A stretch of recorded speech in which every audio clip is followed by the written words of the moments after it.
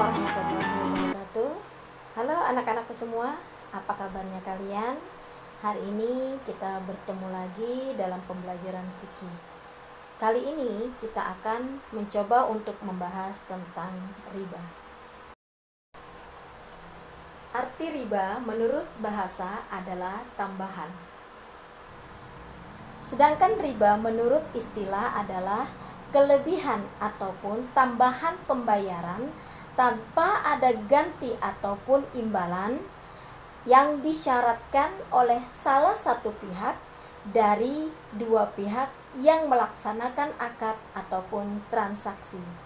Yang dimaksud dengan disyaratkan di sini adalah ketika salah satu pihak, baik itu yang pemberi pinjaman ataupun yang menerima pinjaman, menjanjikan adanya kelebihan ketika pembayaran hutang tersebut. Misal, si A itu sebagai orang yang memiliki uang, kemudian si B adalah orang yang meminjam atau orang yang berhutang. Ketika memberikan hutang, maka si A mengatakan, apabila engkau nanti membayar hutangmu, maka jumlahnya tidak lagi seperti ini. Misal si B pinjam atau utang sama si A itu Rp50.000, maka ketika pengembaliannya si A meminta tambahan mungkin 10%, berarti tambahannya adalah 5.000. Jadi ketika membayar atau mengembalikan hutangnya, si B bukan memberikan 50.000 tapi memberikan 55.000. Ataupun sebaliknya, misal si B menjanjikan kepada si A, apabila engkau meminjamkan aku uang, maka aku akan memberikan kamu tambahan sebanyak 10%, misal seperti itu. Jadi inilah yang dimaksud dengan riba atau tambahan yang diberikan pada saat transaksi pinjam meminjam ataupun hutang piutang.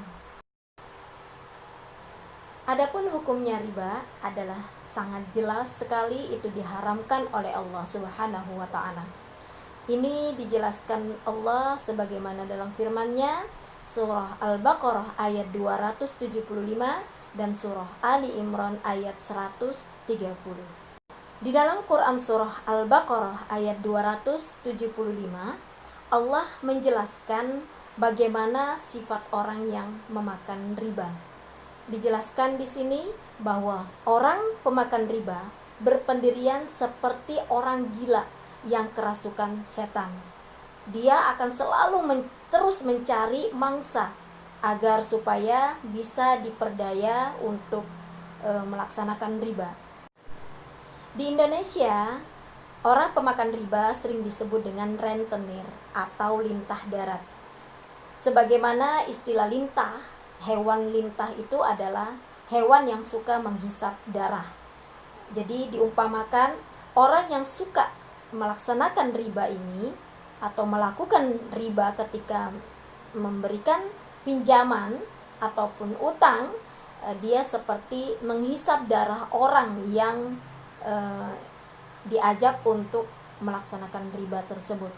Bahkan tidak jarang terjadi orang sampai gila atau bunuh diri karena tidak sanggup untuk membayar hutangnya yang sudah menjadi berlipat-lipat kali dari utang atau dasar pinjaman awalnya. Di dalam Quran surah Ali Imran ayat 130 menjelaskan bahwa peringatan untuk menjauhi sikap riba. Bagi orang-orang yang menjauhi sifat riba, maka dia akan menjadi beruntung. Pertanyaannya sekarang adalah, mengapa riba itu diharamkan? Jawabannya, karena adanya 3 hal. Yang pertama, riba diharamkan karena menimbulkan permusuhan batin, baik secara langsung maupun tidak langsung, mengikis semangat kerjasama dan tidak saling tolong-menolong sesama manusia. Padahal Islam sangat tegas menyeru umat manusia untuk saling tolong-menolong dan mencela setiap bentuk pemerasan. Kemudian yang kedua, riba menimbulkan mental pemboros, malas bekerja karena cukup mengandalkan bunga dari uang yang beredar. Juga dapat menimbulkan penimbunan harta pada beberapa gelintir manusia. Maksudnya para rentenir itu akan semakin kaya, sementara orang-orang yang berhutang, yang terlilit hutang dengan mereka, itu akan menjadi semakin miskin. Mereka mengedarkan uang misalnya, itu tidak ubahnya seperti pohon benalu atau parasit yang daging dan darahnya tumbuh dari jeripayah orang lain. Yang ketiga, riba merupakan salah satu bentuk penjajahan. Peminjam kebanyakan miskin juga mempunyai hak seperti yang mampu yang meminjamkan uang dalam hal ini. Mereka berhak untuk hidup layak, dapat menikmati fasilitas sebagaimana orang lain. Hanya karena kondisi mereka miskin, itulah harapan hidup layak tak dapat dicapai. Sementara itu, mereka yang memiliki kelonggaran tidak memperdulikan nasib si miskin, bahkan mengambil keuntungan dari kondisi si miskin yang memilukan. Adapun macam-macam riba menurut Ibnu Qayyim itu terbagi menjadi dua. Yang pertama adalah riba nasi'ah, yang kedua adalah riba fadli. Riba nasi'ah adalah riba yang secara langsung jelas-jelas keharamannya. Riba nasi'ah adalah tambahan ketika pembayaran utang. Ini jelas udah, riba nasi'ah adalah tambahan ketika pembayaran utang. Yang kedua adalah riba fadli. Riba fadli adalah riba yang samar-samar masih. Ya, samar-samar kondisinya namun juga tetap diharamkan. Riba fadli ini bisa kita ambil contoh misalnya utang gandum atau beras yang seharga 20.000. Tapi ketika mengembalikan, si pemberi pinjaman ini meminta gandum atau beras dengan harga yang jauh lebih mahal, misalnya harga 25 atau 30.000 per kilonya.